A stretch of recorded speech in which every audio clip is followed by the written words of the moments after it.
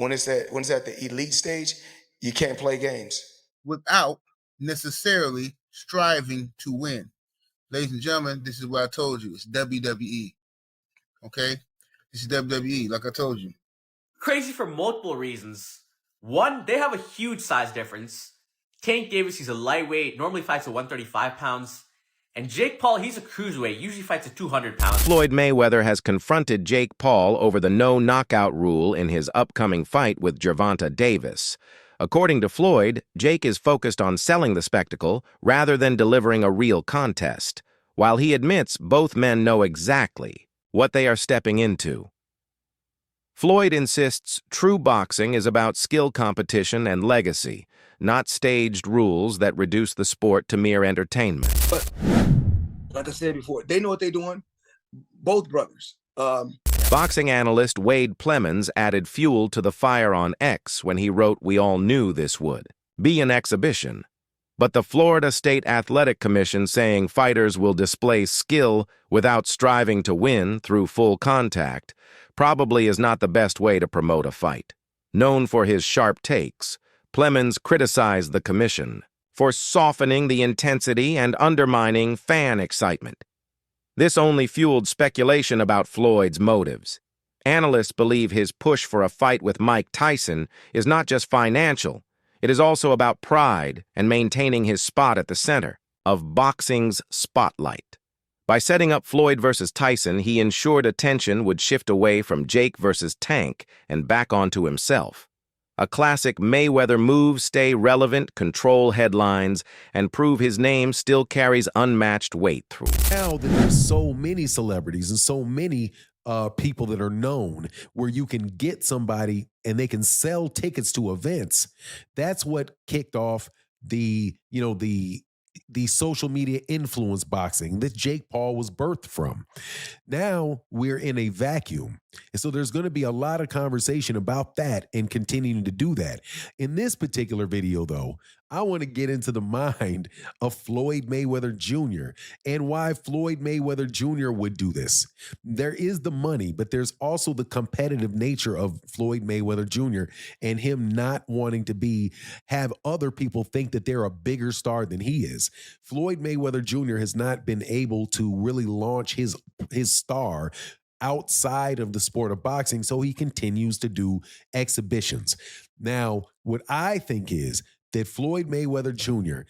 is announced it at this point in time with Mike Tyson in order to take advantage of the publicity heading into the Gervonta Davis-Jake Paul fight, which is, I do believe, set for November. So now that they have all the publicity and all that stuff coming out from that, he's going to piggyback on it and then try to have it in the beginning of next year sometime and actually make it a bigger event than Gervonta versus Jake Paul. And it probably will be. And the reason that I say that is because of Mike Tyson. At the core of this drama lies the question of legacy. Mayweather is retired and undefeated. He has nothing to lose. Jake Paul uses spectacle to build his brand. But for Gervonta Tank Davis, every fight now defines his career path. Choosing entertainment over competition risks alienating purists who want to see him tested against legitimate opponents. The big question is, short-term fame worth the long-term consequences? What is going to happen in that fight is basically the same thing as what's happening to Canelo Alvarez and Terrence Crawford, except for that is a live action fight that is a real competitive fight. But the marketing of it is the same thing, and the fact that somebody is going to pay for it is more likely with Floyd Mayweather Jr. and Mike Tyson than it is with even Jake Paul and Gervonta. But I think that it really is an attempt to compete with Gervonta Davis by setting up a bigger fight than Gervonta Davis is having. And I'm going to tell you this something else too. I would not put it past these people. Originally, Jake Paul versus Tank Davis was big enough to dominate headlines. But once again, Floyd stole the show by signing with Mike Tyson. The nostalgia of Tyson's name combined with Mayweather's perfect record creates a far more marketable narrative than Jake versus Tank. Meanwhile, the Paul Davis matchup faces harsh criticism because it is not sanctioned as a professional fight, with no official stakes, no knockouts expected, and only exhibition status. Critics argue it feels closer to WWE-style entertainment than real boxing. While casual fans may tune in, purists see it as another gimmick that cheapens the sport. Will face Gervonta Davis in an exhibition match. Quote, "You can't do a fight like that as a pro fight," Shipman said. It'll be an exhibition fight, end quote. Similarly to the concerning location move, he states that the main reason for this is the significant weight disparity between the two opponents. An exhibition is defined by Florida statutes as a boxing, kickboxing, or mixed martial arts engagement in which persons participating show or display their skills without necessarily striving to win, using strikes, elbows, blah, blah, blah. So the key word here is, key phrase, show or display their skills without necessarily striving to win. Ladies and gentlemen, this is what I told you. It's WWE. Okay? This is WWE, like I told you. These are setup fights. These are rigged fights. I know Jake Paul gets upset when people say he ain't a real fighter and all that stuff, but I think the Mike Tyson fight pretty much showed everybody that, Mike was pulling back on his punches, and it just was weird to me. You know what I'm saying? Now you got Gervonta Tank Davis getting ready to sell his soul to go up in here and move around the ring with Jake Paul. I don't know what's going to happen on this. I don't know, but regardless of the fact, the fight is going to do well because it's going to be on Netflix. So everybody got Netflix, so everybody's going to watch the fight. So it's going to be like a wrestling event, basically, a fake scripted fight. Former world champion Paulie Malignaggi has been especially vocal, calling the fight a manufactured setup. He argues that knockouts only matter when they happen against evenly matched opponents. By his view, events like this give Jake Paul undeserved credibility while eroding boxing's authenticity. Malignaggi also noted the weight disparity between Paul and Davis, something so significant that the Florida Commission only approved it as a sparring-style exhibition, not a sanctioned bout. This highlights the limits of bending the sport for entertainment. Paulie, knockouts, dude. Knockouts. People like knockouts. They don't care if you're knocking out cab drivers. Look at Jake Paul's career. You can manufacture that, though. You can manufacture. You can manufacture knockouts. You can't manufacture. To a degree, you can. To a degree. I mean, you can't. Yeah, Gervonta legitimately cannot get knockouts. I agree. He can punch, but there's a lot of limited knockout artists, though, man. He's one of the least active punchers in the game with the highest knockout percentage of current heavyweight. But if he was a real knockout artist, if he was a real knockout artist, prop him up against the best of the best. Felix Trinidad was a knockout artist. He was knocking out the best of the best. If you're a real knockout artist, prop him up against the best and show us how he smokes them. But the way Paulie, we did when Felix Trinidad was doing it. You know? The way they did when Mike Tyson was doing it in his prime. Say what you want about the Mike Tyson era. He knocked out everyone from 1986 to 1989. Everyone got knocked out. Everyone. Well, by your standard, you could say that Tyson was, to a degree, manufactured. No, because he fought everyone that was there. Everyone that was there at that time fought. Teddy Ellis will 100% agree with this. With the expense of Witherspoon. We're afraid of him. With the exception of Witherspoon. No, but they all, doesn't matter. He knocked them all out. There was nobody you could say in that era except maybe Witherspoon, who had contract issues with King at the time. Except for Witherspoon, there is nobody Tyson didn't fight in that era. He knocked them all out. You can't say like, oh, but if he would have fought that guy, I don't know. No, with Davis, there's guys right now that have been hanging around for years. Yo, dude, when you going to fight them? The lightweight division was stacked with talent. Even at 130, it had a lot of talent when he was there. Didn't fight almost any of them. So it's not the same thing as the Tyson era. You want to say anything about Tyson era? Fine. It wasn't as high level or something. He still knocked out everyone. There was nobody there in that era that you can say Tyson didn't fight. Didn't say it was related. It was the same as the Tyson era. Didn't say it at all. I was actually going to say the opposite when you talk about Trinidad. Trinidad is a bona fide superstar. And the way that he was, and like you said, he fought everybody. Up and he knocked out. And he was a knockout punches. No, of course. So that's a different thing. So is Sugar Ray Leonard. Now, you also have to compare it to your contemporaries. Nobody is selling, dude. Nobody is selling. No one sells tickets. No one has a following these days. There's very few fighters who actually sell tickets. There's a push, bro. I was at Canelo Showtime. Alvarez. I was at Showtime. Canelo There's Alvarez. a push, bro. But no, but champ. I don't want to keep cutting you off, but I got to because they here's the all thing. push. There's a push for certain people. I remember being at Showtime and even watching on HBO on TV. They're mentioning Saul Alvarez, who I didn't even know his name was Canelo at the time, as a possible Mayweather opponent when they were talking about possible Mayweather opponents. I'm like, I knew who the rest of the guys on the list were. Who the hell is this guy? Who's Saul Alvarez? That he's going on, that you're putting him in a list with all these other guys that you were bona fide champions and high-level fighters. Oladipo took another stance, saying exhibitions make sense when fighters are past their prime, like Mayweather versus Logan Paul. But staging one now, while Jake and Davis are still in their athletic peaks, could damage their careers. In his view, these prime years should be spent building legacy, not chasing sideshow money fights. Agree with it or not, Gervonta is considered the #1 lightweight in the world.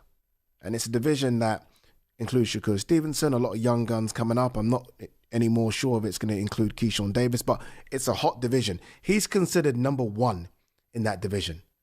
Like, that's why I kind of find this a bit, I don't know.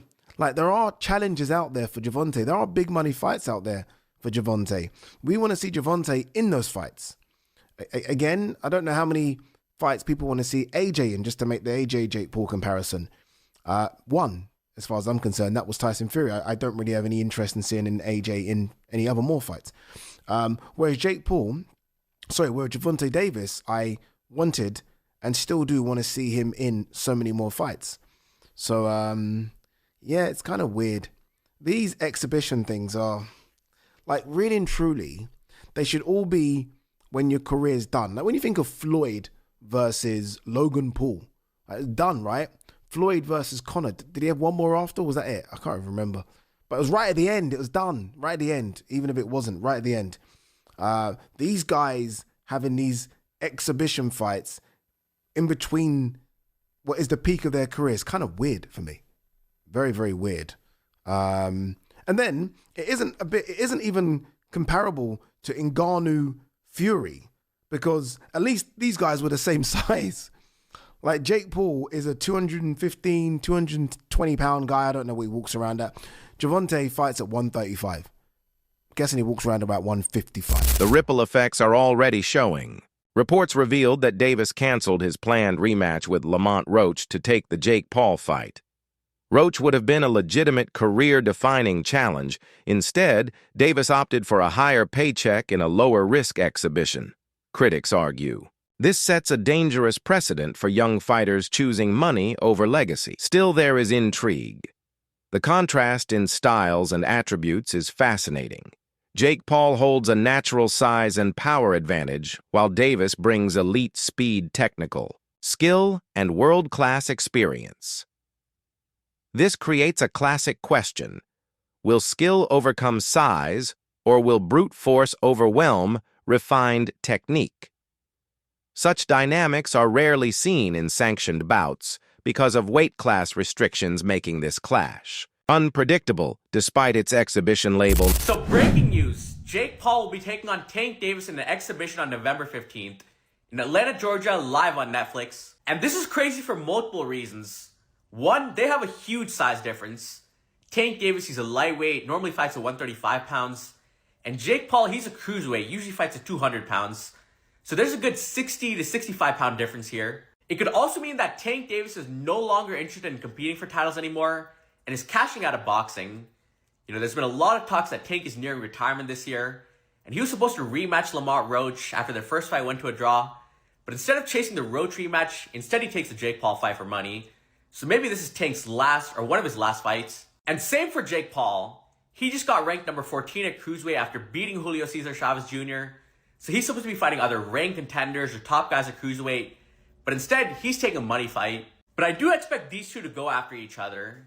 Even though it is an exhibition, I don't think it'll just be some boring sparring match. I do think they'll try a decent amount. But Tank, obviously, he's a lot more skilled.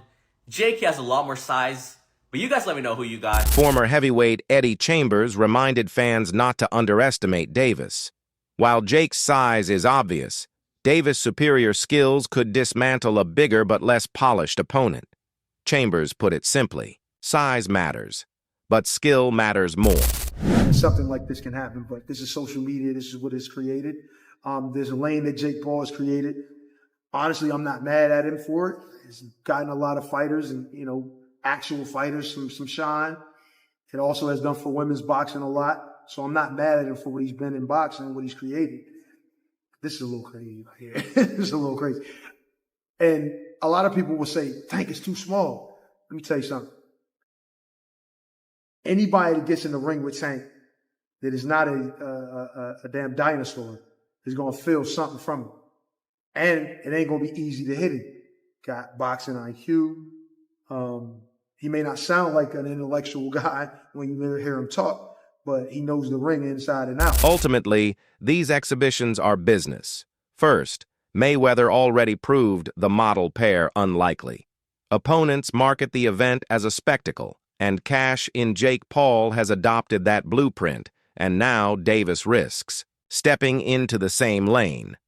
Love it or hate it, one thing is certain, controversy sells, and in boxing, attention always translates to money. Aside from make it extremely ugly by grabbing him and probably trying to throw him to the ground, I don't know what else, bite him, I don't know, but I mean, the skill level alone, now of course, there is a size difference, a height difference and all that, but he's just going to struggle so much landing a shot.